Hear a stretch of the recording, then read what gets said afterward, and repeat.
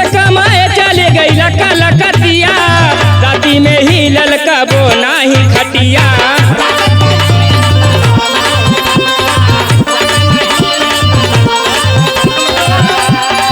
मानिला बात आवाजो के रतिया, नहीं तो बढ़ जाई हमारो ससतिया।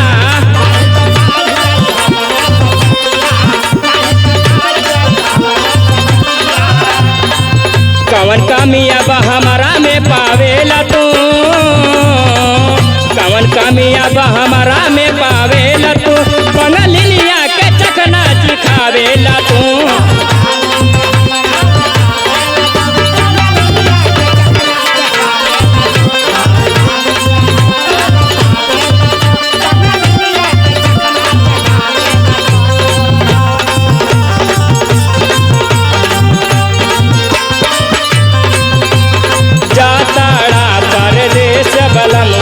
हमके घर में छोड़ के तानी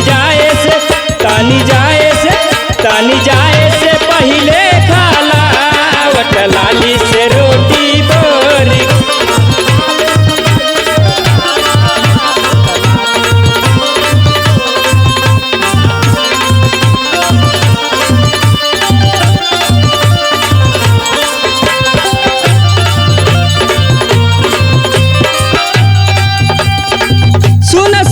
पिया माना मोरी बात हो, नहीं तो धाले हवे अरविंद के साथ हो।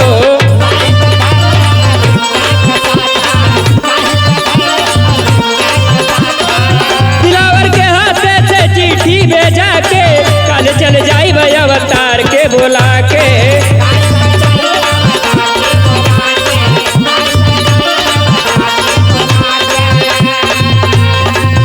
हमके राती में सपना देखावेला तू,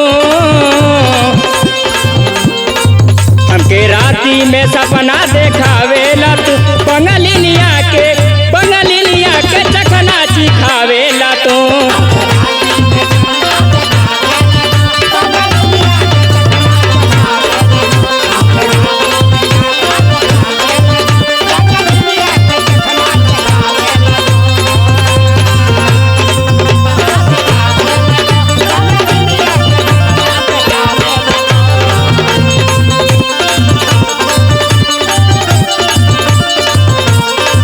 जाके दूसरा के असरा पुरावेला तू, जाके दूसरा